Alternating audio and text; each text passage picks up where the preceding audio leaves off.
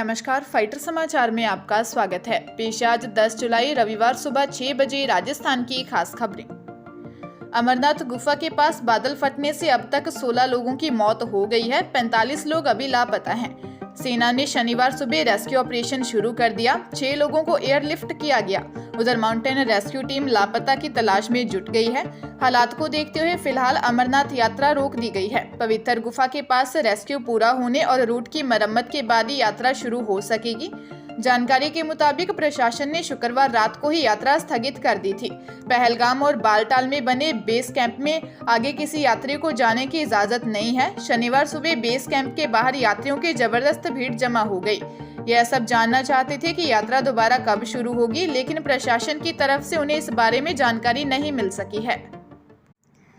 अमरनाथ हादसे में श्रीगंगानगर के 3 लोगों की मौत हो गई। इस हादसे में कपड़ा मार्केट के पूर्व अध्यक्ष मोहनलाल, उनकी पत्नी सुनीता और ट्रैफिक थाना प्रभारी रहे सुशील खत्री की मौत हुई है। बताया जा रहा है कि दोनों सुशील खत्री के संबंधी थे। बता दें कि खत्री मार्च माह में पुलिस इंस्पेक्टर के पद से रिटायर हुए थे। इसके अलावा बड़ी संख्या में लोगों के वहां फंसे होने की जानकारी भी मिल रही है। हादसे में कपड़ा मार्केट के पूर्व अध्यक्ष मोहनलाल और उनकी पत्नी सुनीता की मौत हुई है। सुशील खत्री बीकानेर के रहने वाले हैं, लेकिन पुलिस सेवा से रिटायरमेंट होने के बाद उन्होंने अपना मकान शहर की मानसरोवर कॉलोनी में बना रखा है, जहां वे अपने परिवार के साथ रहते थे।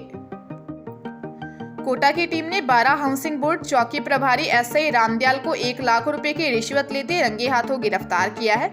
आरोपी ने नाबालिग लड़के को रेप के मामले में फंसाने और छोड़ने की एवज में उसके परिजनों से 1.5 लाख रुपए की रिश्वत मांगी थी, जिसमें से वह 50,000 रुपए ले भी चुका था। एसीबी के डीएसपी हर्षराज सिंह खरेड़ा ने बताया कि परिवादी ने लिखित शिकायत पेश की थी, जिसमें बताया था कि अज्ञात व्यक्ति ने आरोपी एसआई रामदयाल से मिलकर साजिश के तहत मेरे नाबालिग पौत्र को तेल फैक्ट्री रोड पुलिस चौकी हनुमान मंदिर के पास बुलाया और रेप के मामले में फंसाने की धमकी देकर चौकी पर ले गए। छोड़ने के लिए 10 लाख रुपए की मांग की। आग्रह करने पर एसआई ने 4 लाख रुपए देने के लिए कहा। इसके बाद परिवादी ने काफी मिन्नतें की तो आरोपी ने 1,50,000 रुपए में बात तय हुई। इसमें से आरोपी एसआई रामदयाल ने 50,000 रुपए सत्यापन से पहले ही ले लिए। बाद में एसीबी ने जाल बिछाकर आरोपी को रंगे हाथों गिरफ्तार कर लिया। एसएमएस मेडिकल कॉलेज में एक छात्र ने सुसाइड कर लिया। वह एमएमबीएस 3rd ईयर का स्टूडेंट था। देर रात उसने हॉस्टल के कमरे में फंदा लगाकर जान दे दी। एसएमएस हॉस्पिटल थाना पुलिस ने एफएसएल टीम की मदद से मौके से सबूत जुटाए हैं। एसएचओ नवरतन धोलिया ने बताया कि 25 वर्षीय अमन हिमाचल प्रदेश का रहने वाला था। एसएमएस मेडिकल कॉलेज के कोठारी हॉस्टल में रहता था। उसने हॉस्टल के अपने रूम में बेडशीट का फंदा लगाकर सुसाइड कर लिया। पुलिस ने बताया कि खुदकुशी की वजह अभी स्पष्ट नहीं हो पाई है, न ही कोई सुसाइड नोट मिला है। पुलिस मामले की जांच कर रही है। उत्तर प्रदेश के चित्रकूट में शनिवार की सुबह जिले के भरतकूप थाना क्षेत्र के रौली कल्याणपुर गांव में शादी वाले घर में कोहराम मच गया। झांसी मिर्जापुर हाईवे पर भरतकूप के पास रौली कल्याणपुर गांव में बांदा की ओर से आ रहे तेज रफ्तार पिकअप ने शादी वाले घर के बाहर बैठे 8 बारातियों को कुचल दिया। हादसे में 5 की मौके पर ही मौत हो गई, जबकि एक ने जिला अस्पताल में दम तोड़ दिया। गंभीर रूप से घायल 2 लोगों का इलाज जारी है। हादसे के बाद आक्रोशित ग्रामीणों ने हाईवे पर जाम लगा दिया। सूचना पर डीएम शुभ्रांत कुमार शुक्ला और एसपी अतुल शर्मा मौके पर पहुंचे और लोगों को शांत करवाया। घटना की जानकारी पर सीएम योगी आदित्यनाथ ने दुख जताते हुए मृतकों के परिजनों को 2-2 लाख और घायलों को 50,000 रुपए की आर्थिक मदद देने की घोषणा की। उदयपुर जघन्य हत्याकांड की जांच में जुटी राजस्थान पुलिस की एसआईटी अब दावत इस्लामी से जुड़े हुए लोगों को आइडेंटिफाई कर उनसे पूछताछ करने के साथ ही दावत इस्लामी के फंडिंग पैटर्न की जांच में जुट गई है। अब तक की जांच में यह तथ्य सामने आए हैं कि गौस मोहम्मद और मोहम्मद रियाज अतारी दावत इस्लामी संगठन से जुड़े हुए पाकिस्तान के लोगों के 18 नंबर पर उनसे लगातार बातचीत करते थे। इन नंबरों पर व्हाट्सएप कॉल के जरिए बातचीत होती थी और साथ ही इन 18 नंबरों से देश के 25 राज्यों के तकरीबन 300 लोग भी संपर्क में हैं, जिसे लेकर एसआईटी की ओर से केंद्रीय जांच एजेंसियों को पत्र लिखकर 25 राज्यों के अलर्ट करने के लिए कहा गया है। जम्मू कश्मीर में अमरनाथ गुफा के पास बादल फटने के बाद अब डोडा जिले में बादल फटा है। खबरों के मुताबिक आज सुबह तड़के लगभग 4 बजे पूर्वी जम्मू में डोडा जिले के ठथरी शहर में बादल फटा है। राहत की बात यह है कि इसमें किसी के हताहत होने की सूचना नहीं मिली है।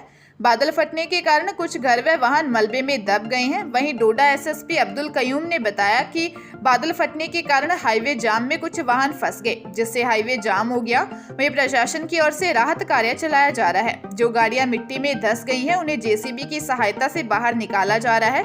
इसके साथ ही सड़कों से मलबा हटाया जा रहा है।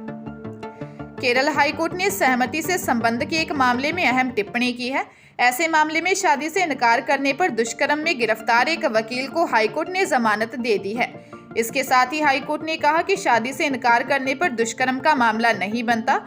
कोच्चि स्थित केरल हाईकोर्ट ने साफ कहा कि दुष्कर्म तभी होता है जब सेक्स की सहमति न हो या सहमति का उल्लंघन किया गया हो। जस्टिस बेचू कुरियन थॉमस ने वकील द्वारा दायर जमानत अर्जी पर फैसले में यह टिप्पणी की है। आरोपी वकील पर एक सहकर्मी के साथ 4 साल तक संबंध रखने और फिर दूसरी महिला से शादी करने का फैसला करने का आरोप है। हाईकोर्ट का कहना है कि एक पुरुष और महिला के बीच यौन संबंध केवल तभी दुष्कर्म माना जा सकता है जब यह उसकी इच्छा के विरुद्ध या उसकी सहमति के बिना अथवा जबरदस्ती और धोखाधड़ी से सहमति प्राप्त करते हुए बनाया गया हो।